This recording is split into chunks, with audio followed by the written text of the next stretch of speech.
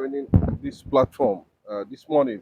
We are looking at the long-awaited report that has been submitted in the Oval Office by the expectations. It's it's a welcome development for the Christians who have been persecuted by the Fulani oligarchy. It is a call to action for us to know that the light is behind the tunnel. And kudos to Mazin and Kanu for pushing the struggle to this extent. Kudos to the Biafran for giving the world a blue route and then a room that indeed the struggle is closed. Now that the report is in what over office now, Donald Trump and the US government will now swing into action for the possible breakup of the country, because at this point there is nothing like one Nigeria when some persons are being butchered on a daily basis. It took the intervention of the of Mazi Makanu and the Biafra to get this thing to the Oval Office. So every kudos on this now should be given to the Igbos, not just to anybody, because it is for the likes of Mazi Makanu, Simon Ekpa, who stood their ground that truly there has been there has been Christian persecution in Nigeria, and that persecution has been ongoing for decades, for years now, and up to now, it took the intervention of the US government to come out and speak. And in spite of it now, we've seen how the southern of Sokoto has been has been going helter skelter. He is in panic now. The southern of Sokoto is in a very serious panic. He is in a very serious panic. Fear is inside of him, knowing fully well what the implication of this report that will be submitted at the Oval Office, and that the world leaders will swing into action, not just coming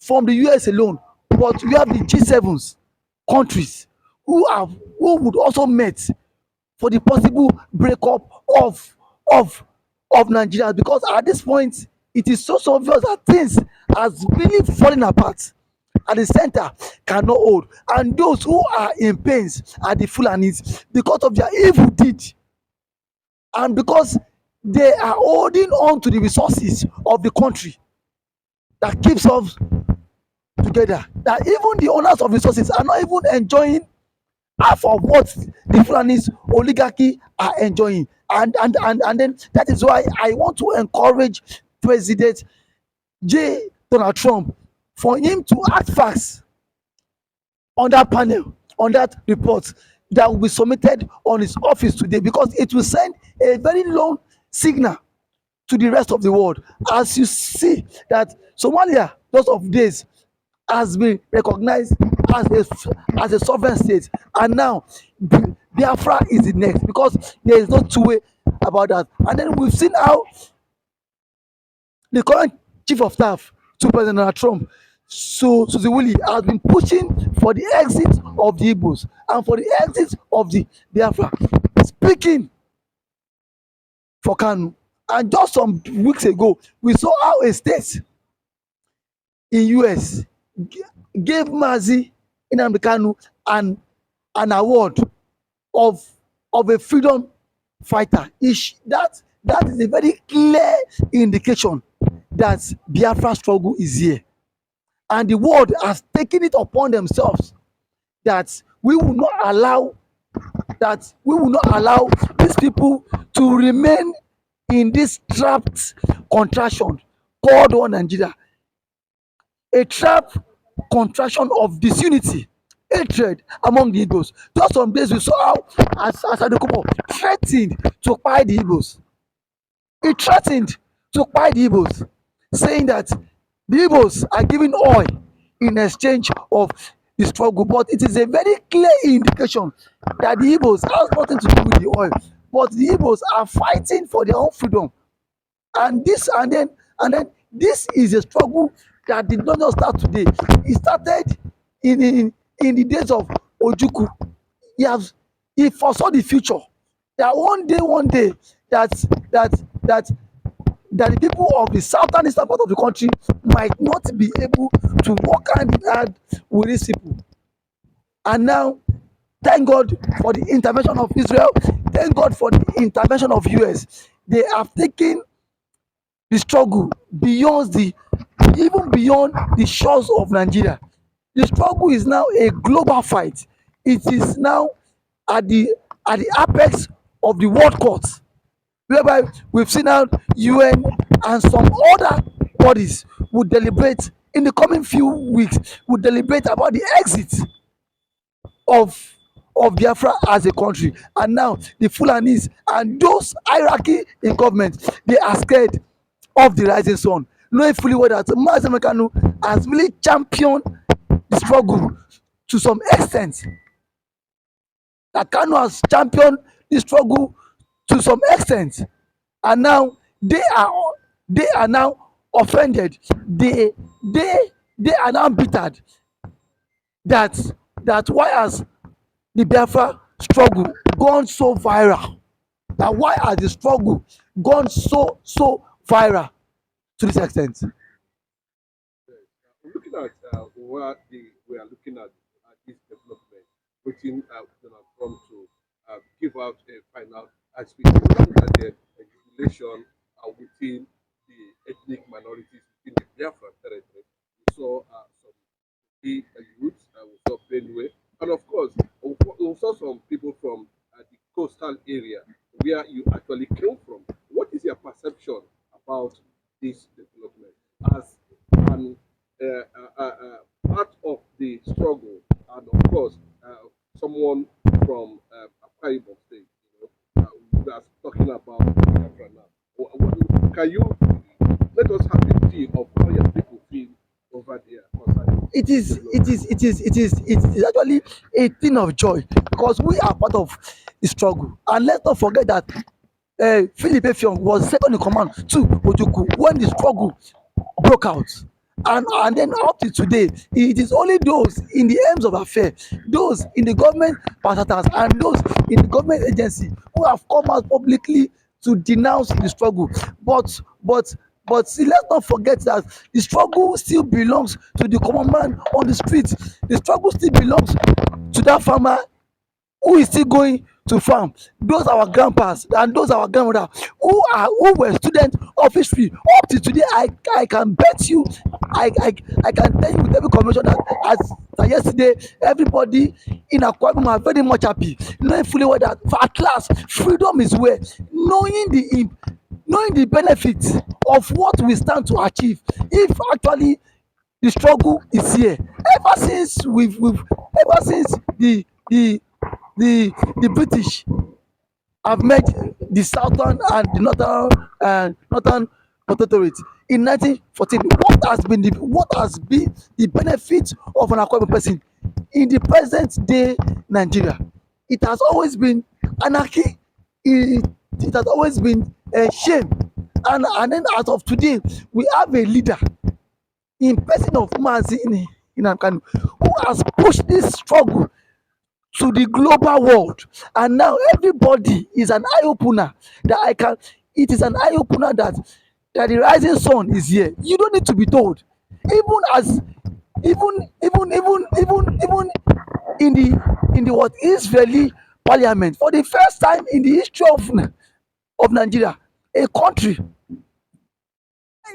is being discussed. And next week, Biafra struggle would also be discussed in the Israeli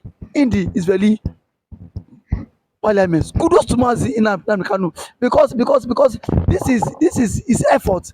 This is a vision of one man who has made himself undeterred despite the oppression, despite the chaos, despite the hatred, despite the enmity, despite the obstacle, despite everything that the Fulanis and the Yoruba and the Khan did to oppress this man. A man who wrote a letter while in DSS detention and was being acknowledged in the Oval Office. A man who wrote, and some world leaders acknowledge that truly you are a freedom fighter.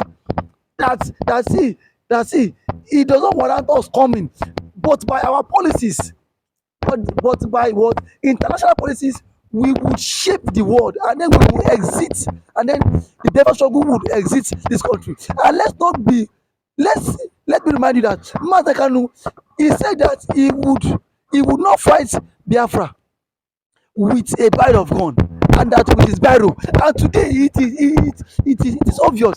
Even in Aso Rock, they they are panic in Aso Rock, because as of today now, Tinubu knows the implication that if the Igbos exit the country today, there will nothing be, there will nothing become, there will not, there won't be one Nigeria anymore. What is keeping the one Nigeria is because of the oil in the southeast. That is the only thing keeping one Nigeria. And these people have deprived the Igbos. The real owners of the oil have been deprived countless times. And now we've seen that Donald Trump has come so hard on them. And then this is the effort of Mazi Nnamdi Kanu, because this is a man who told us that be careful, the Fulanis are coming. But majority of us think Kanu was only joking. We thought Kanu was drunk. But today we've seen a man who has foresight, who has vision, who can see tomorrow. That is the leader. That is the supreme leader himself, in which he has warned every Nigerian that tomorrow the Fulanis are pushing for conquest. And today, the reality is here. You don't need to be told. People, indigenous of Kwara, can barely sleep with their two eyes closed. Look at what is happening in Kwara. People were leaving their house, migrating to another village, and these people are, Kanu said that these people are systematically trying to conquer the entire south. And that is that the only region that these people cannot penetrate as of today is the eastern region, because of how fortified Kanu has put everything on ground to checkmate the excessive movement of this Fulani conquest. And that is the reason why they are not happy with him. Look at how these people can easily penetrate southwest. Look at the host of southwest. It's in shambles. Here and there, go to Kwara. Everybody has virtually left Kwara state. Go to Oyo state, go to Osun state, go to Ogun state. If at the end of this, and Donald Trump decides otherwise, why must not become who do you think will actually do you think that they will demand immediate Nnamdi Kanu release for a proper handover of Biafra? And of course, what's your thought on that direction? They would. The America is the watchdog of the world. So whatever it is of their own interest, whatever is good for them, it's what they work for. I can bet you today that once Donald Trump is done going through that report, and then there have been several indications, there have been several reports that Mazi Kanu is not guilty of the offence as charged by the federal government. We've seen that even the president has been looking for ways for him to lobby Mazi Nnamdi Kanu. But sir, in this regard, I can tell you with every conviction that if tomorrow the US Congress and Donald Trump finally meet, nobody can stop the release of Mazi Kanu, or else the president of Nigeria would receive the Madura treatment. I mean the treatment of the Venezuelan president, in which he was captured by the US Marine in his office.